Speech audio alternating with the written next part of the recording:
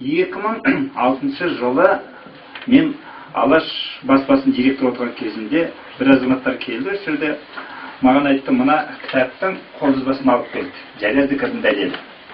Осыны басуға қалай қарайсыз деді. Ең алдымен мен оқып алам дедім. Мен басым екеу емес. Сондықтан оқып алай, соны айтам дедім. Оқып отырым, соны бір уақытта маған бір орында зікір деген. Бір жерден оққан сияқты, қайдан оққаным есіме түспейді. Мәтсап оқып біткеннен кейін мына қатты кітапқа риза болдым, өйткені мына көп жаңа бізге халыққа, ұлтқа пайдалы дүниелер жатыр екен. Содан кейін есіме түсіп қалды. Мен Шоқанның үйде 5 томдығы бар орыс тілінде. Бір жерден оқыған сияқтымын. Соны қайтадан 5 томдық алып шығуға тура келді. Соны ақыл таптым мен. Сонда мынау 3-ші томында Шоқанның 181-160 беттердің арасынан таптым. Сонда 1551 жылы жазылған Шариф ад-Дин Бұлғаридің Волгадағы бұлғарлар деген кітабында осы жаңағы туралы айтылады екен. Соны Шоқан Уәлихан жаңа еңбегінде келтірген. Ал 1551 жыл сонда не деп жазған? Мен сіздегі ермей оқып берейін. 3-4 сөйлем. Қазақылар атты ауылда Байраш Ибраш Сарыұлы деген кісі тұрады. Ол көпшілік алдында дауыстап жария зікір айту өнерін жақсы меңгерген. Бұл үшін оған ұлықсат та берілген. Оның өзі Түркістанда Қожа Ахмет Яссауидің шәкірті түпкі тегі қоқандық болғанымен кейін Бұлғарал арасында жіберілген дейді.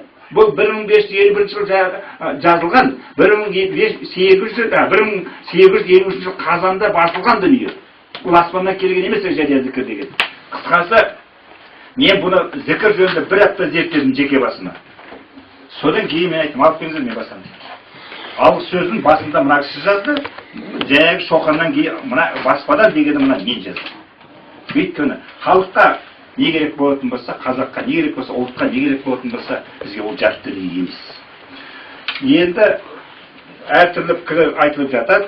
Мен оның қайсысы дұрыс, қайсысы бұрыс адам деген мен талдап жатпаймын. Бірақ өз жолым мысалы, осы кітапты еш жерде осы зиян жоқ екенін.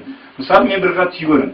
Адам мына зікір дегеннің Алланы еске алу екенін кейін түсінді қой, мысалы мен оқыған бәрін. Бірақ ең бастысы, Алланы қалай еске алу? Адамның 62 тамыры иіп отырып, Алланы жақсы көру, соған жетудің бір формасын пайдалану. Оның қандай артықшылығы бар? Жаңа сіз әдемі айттыңыз, кім қорған десін. Демек, мен білетін бар 16 ғасырдан бері екен. Содан бері мысалы, қандай мысалы осы зікіршілерді зікір айтқандардың адам жаңағы біреуді өлтіріпті, біреу адам дейді. Адам шыққа жақсы ғой. Алланың 99 аты бар дейміз. Шын мәнінде 99 сипаты. 99 сипатының бәрі жақсылық. Адамды Алланы сүю, жақсылықты сүю. Жақсылықты сүюді бүкіл жан тәнімен жақсылықты жасасаң, оның қандай ұлтқа зияны, қандай мемлекетке зияны. Қысқасы одан кейін. Кітапты шығарғаннан кейін мен медресеге шақырдым, мен барылдым, танысайын деп бардым. Сол кезде Исматулла ақсақалды бір шет көрдім. Бірінші рет көріп әңгімелесіп, біраз отырғанын айтты. Айналайындар, ең алдымен мынау тәуелсіздікке мыңдар шүкір дейміз. Сол тәуелсіздіктің арқасында сіздер нарланып отыр. Екі тәуелсіздікті баянды етуші дәлесінде. 2006 жылдың күзінде дейін барған.